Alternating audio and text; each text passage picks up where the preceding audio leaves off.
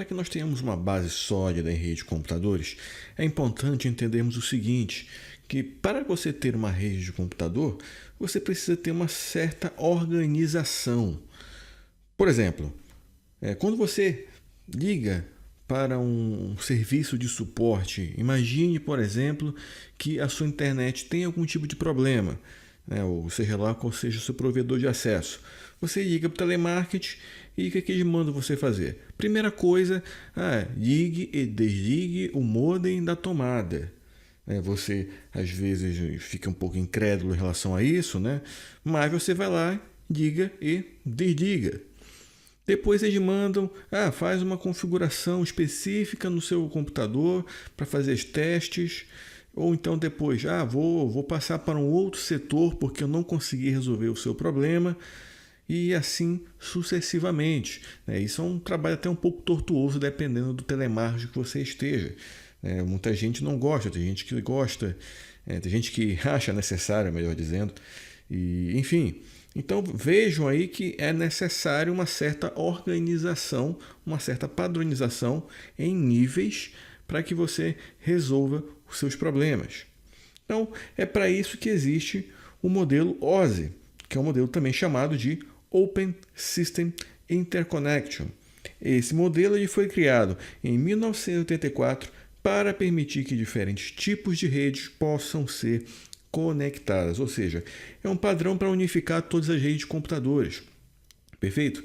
Então ele vai oferecer o que para a gente? Vai oferecer um framework que vai garantir compatibilidade entre os softwares e hardwares da rede.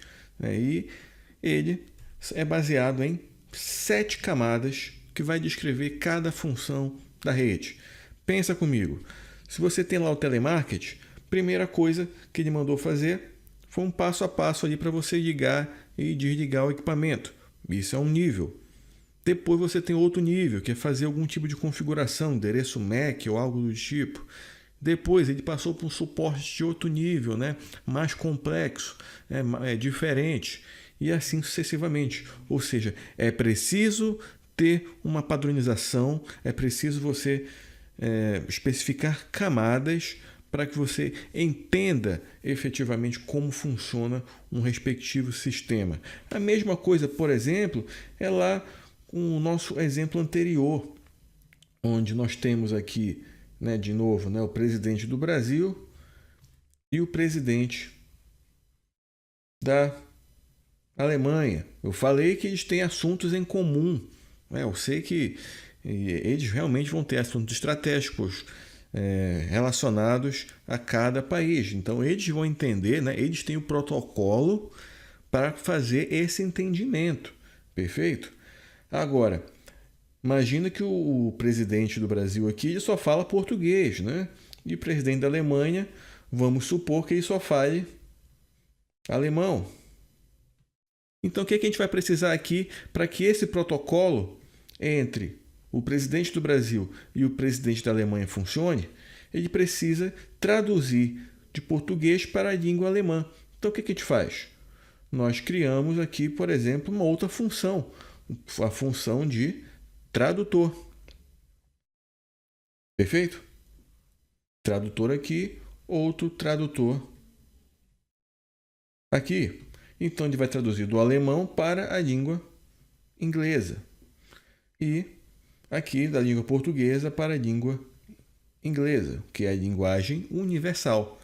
Então, por exemplo, se vocês quiserem trocar e-mails entre si, digamos que aqui tem um sistema de transmissão de dados, de repente, por exemplo, fibra ótica. Perfeito? Então, o que vai acontecer? O presidente do Brasil escreve, por exemplo, um e-mail em português, o tradutor converte de português para inglês, manda pela fibra ótica, chega no destino, a gente vai pegar esse texto em inglês e traduzir para alemão. Veja o que está acontecendo aqui. O presidente do Brasil continua se comunicando com o presidente da Alemanha e o tradutor se comunica com outro tradutor, conversa com outro tradutor. Perceba que nós temos aqui camadas, A camada presidencial e aqui a camada dos tradutores e aqui tem outra camada, que é a fibra ótica. Vejam, são vários níveis, assim como lá no nosso sistema de telemarketing. Tudo bem? Então vamos lá. O modelo OSI ele vai ter 7 camadas, como eu já comentei com vocês. São essas aqui. Começa de baixo para cima, né? Camada física, camada de enlace, camada de rede, transporte, sessão, apresentação e aplicação. Perfeito?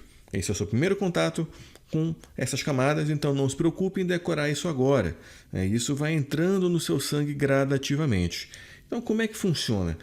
Imagina que eu vou querer fazer a transmissão de dados. Eu preciso dessas 7 camadas para fazer uma comunicação de dados. Assim como eu precisava do tradutor e da fibra ótica lá no nosso exemplo, ou qualquer outro presidente que seja eleito.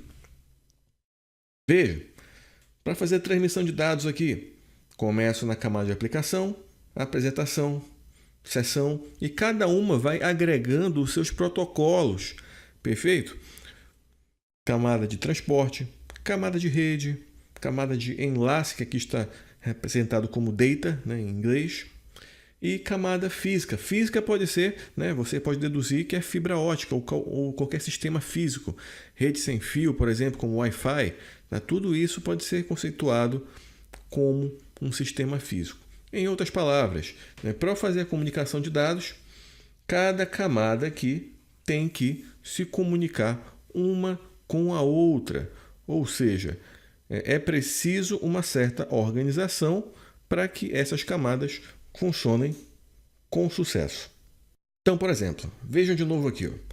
A camada de aplicação, como eu comentei com vocês, se comunica com outra camada de aplicação. A camada de apresentação se comunica com a outra camada de apresentação. E assim sucessivamente. As camadas se comunicam entre si. Perfeito? Então, quando você vai escrever um e-mail aqui no seu computador, e depois que você escreve o e-mail, coloca o endereço do e-mail da pessoa e dar Enter, né, ou manda enviar, ele faz todo esse processo aqui. Tudo bem? Então vamos entender isso melhor.